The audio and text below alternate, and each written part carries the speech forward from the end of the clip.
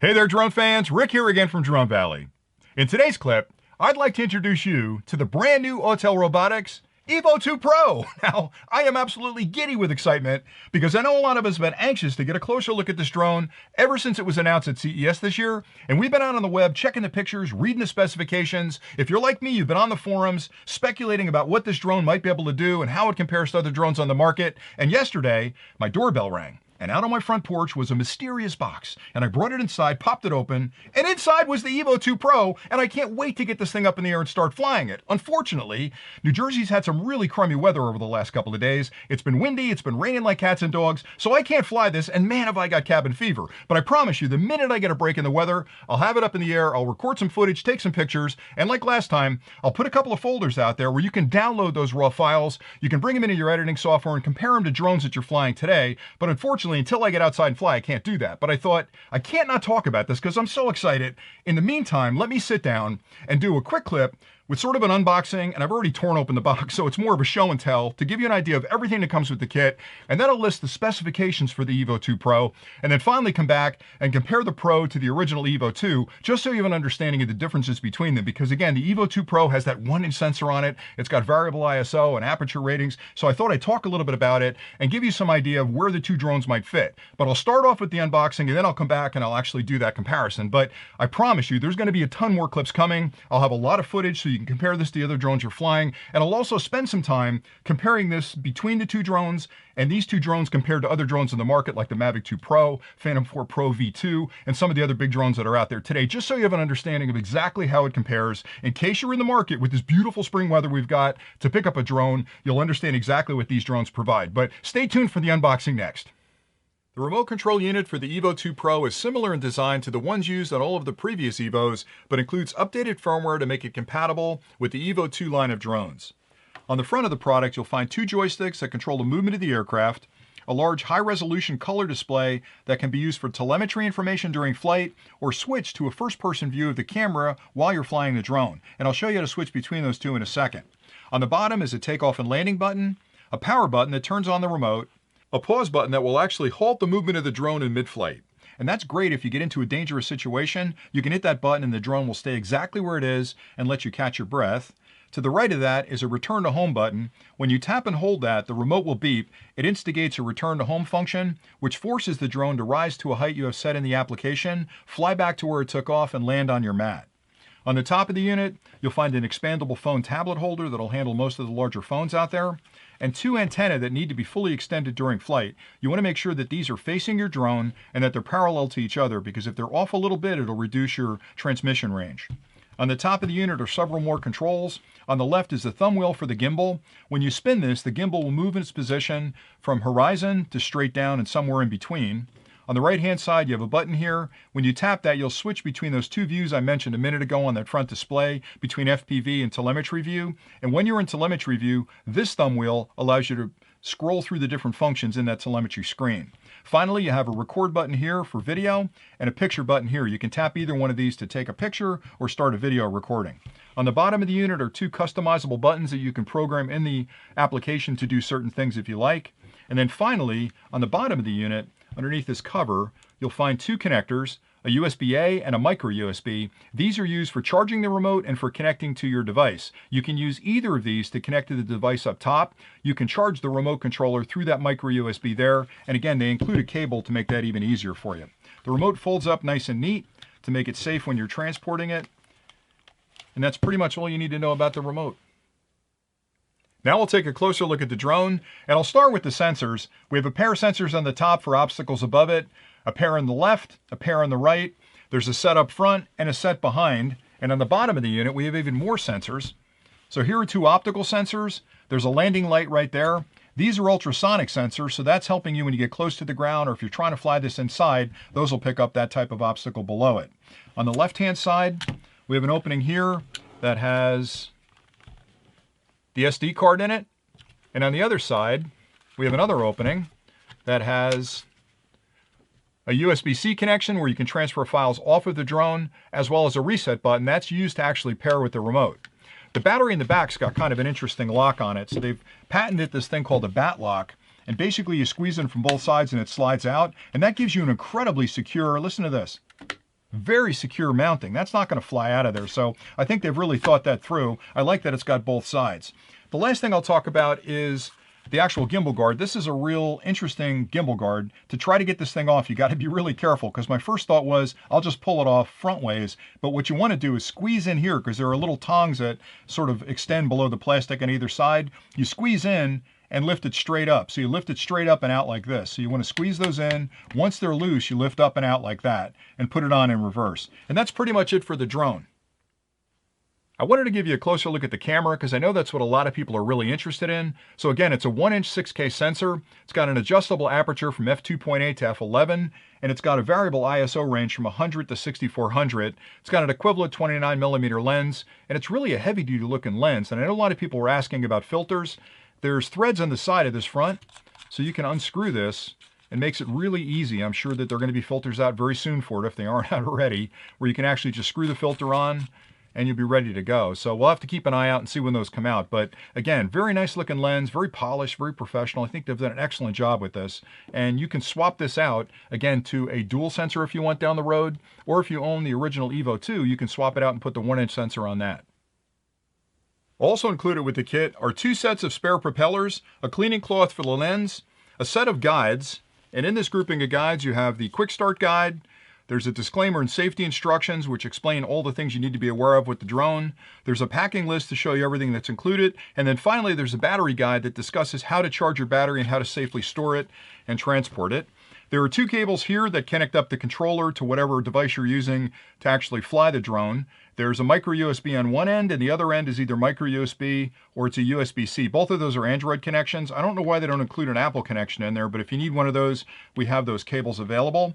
There's also a charging cable that's got a USB-A on this end and a micro USB on that end, and that's used for charging the controller, the main power supply for charging your batteries, and a cable to connect that up to the wall. The EVO 2 Pro is the second quad in Autel's new series with a takeoff weight of 2.62 pounds or 1,192 grams. Even with its slightly larger frame, it can still fly 40 minutes on a single charge. Its enhanced Wi-Fi connectivity provides over 5.5 miles of control while still delivering an HD video stream back to the controller or your display. The EVO 2 Pro features both GPS and GLONASS positioning for incredibly accurate flights. There are 12 HD sensors integrated into the frame of the EVO 2 Pro that are coupled with a dual-core processor to provide a complete omnidirectional obstacle avoidance solution for increased safety while flying. One of the most innovative features of the new EVO 2 Pro is its ability to swap out the camera in a few minutes by removing 4 screws to make future upgrades easy. The imaging package for the EVO 2 Pro is where it really shines, featuring a 6K 1-inch 20-megapixel sensor that offers a variable aperture of f2.8 up to f11, providing plenty of adjustment to customize your shots. It also provides a wide range of ISO adjustments from 100 up to 6400 for video and 100 up to 12,800 for photos. In video mode, it can record 6K content in resolutions up to 5472 by 3076 and capture HD video in ultra-high definition 4K. It also provides recording options up to 120 frames per second for certain resolutions to allow you to record slow motion video directly on the drone. For still photos, it can capture 20 megapixel high-res images and resolutions up to 5472 by 3648. The system also features a phase detection autofocus, so you never have to worry about blurry shots while flying. Lastly, the EVO 2 Pro includes a 10-bit A-Log profile, providing more adjustment options when editing your content. I hope those details were helpful. Now I'll do a quick comparison between both models of EVO 2 and explain the differences between them so you clearly understand the benefits that both these drones provide. And more importantly, how these drones compare to other drones in the market. Because the brilliant engineering and design team over at Autel has spent an awful lot of time thinking about how they can build a better drone. And they've engineered a lot of innovative and groundbreaking technologies into both of these models, which really separate either one of them from anything else out there flying today. And I'll get into those details as part of this discussion, but I wanted to start off with a straight up comparison comparison between the two drones. So I have the EVO 2 here, the EVO 2 Pro. Now there is a third model called the EVO 2 Dual, which actually has two sensors in the imaging package. It's got an optical sensor and a thermal sensor, and it's used mostly for commercial purposes. So first responders, fire and rescue, or if you're flying commercially to do roof inspections or crop inspections, that's the perfect drone for you. Now I don't have one here, so I can't compare it with these two, but I thought I'd start off with these two. The important thing to remember is that all three models have the exact same airframe, and that's a really good thing. Think about that a second. The company could have very easily introduced the EVO 2 with smaller specifications. Maybe it didn't fly as far, it didn't fly as long, and then upgraded those specs to go to the EVO 2 Pro. Upgraded them again for the enterprise product, and they would have been okay doing that because a lot of companies like to do that to sort of differentiate the drones in the market space. Autel said, we're not going to do that. What we're going to do is come out with one airframe. Everybody gets the exact same flight experience, the same flight time, flight distance, the same telemetry, batteries, controller, software, everything is exactly the same. And they took it a step further and said, why don't we make the airframe extensible? Meaning, can I build an airframe where I can actually swap out the imaging package to allow our customers to start with one drone and upgrade as their budget and their needs change? So maybe you start off with the EVO 2 and you're flying it and you're having a lot of fun as a hobbyist and you decide, you know what, I want to fly commercially. I need a better imaging package. You can pop out 4 screws, drop the camera, slide in the larger imaging sensor, and pop those screws back in and be off and flying. And everything you need to do with it is in the drone already. There's no sending it back to the factory. There's no complicated calibrations going on. You basically put the camera in it. All the firmware recognizes the new camera and you can start flying immediately. And that is a beautiful thing, knowing that I've got an airframe that I can hang on to for a while. I called it future-proof because I believe that if I can keep the airframe, because the specs are so good, for 3 to 5 years, as the imaging needs change and new packages come out, I can just pop a new camera in it. So I think that's the first major advantage that the EVO 2 presents that really no other drone out there flying today does. I know you can change the cameras on some other drones, but it's complicated and you're going to avoid your warranty if you do it. Here they want you to do it. So I love that about it. So if you start off with the two drones in front of me, the EVO 2 has a 1/2.3 inch sensor. It can record 8K, 6K, 4K, all the resolutions you're used to. If you move to the EVO 2 Pro, it's got a 1-inch sensor in it that can record 6K, 4K, and all the resolutions below that. But the 1-inch sensor, having that larger sensor area gives you a much better picture, a much richer picture, more information coming back to the processor, so you get a lot more to play with in post. So it's really more of a professional drone. And if I had to decide between the two, I would say hobbyist, professional. But again, it depends on your needs. There is a difference in price between them, so you have to justify what works for you. But that's the major difference between them. The other difference is there's a lot more adjustment on the Pro than there is on the EVO 2. So with the Pro, you've got adjustments on both ISO and aperture. So with ISO, you can go from 100 to 6400. With the EVO 2, you can go from 100 to 3200. With the aperture, it's f2.8 to f11. With this one, it's f1.8. It's a fixed aperture. So if you're a real film buff or a photography buff, this is the one that gives you a lot more adjustments. And again, the larger sensor will really help you in post. A couple other things that really separate both of these drones in general from everything else in the market, and I've talked about this before, but I'm still blown away by this.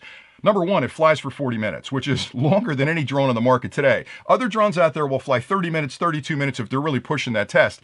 But honestly, that 8 minutes doesn't seem like a big deal until you're on site trying to film, because getting to a particular location to film a point of interest, having that extra 7 or 8 minutes means I'm on location. I can take my time framing that shot. I can get extra pictures if I need to. I can do video runs a couple extra times. So that extra 8 or 10 minutes really makes a big difference. I love the fact that I'm also swapping batteries less because I'm going out on site to explore things from the air, and the less time I'm on the ground swapping out batteries is a better day for me. So 40 minutes of flight time.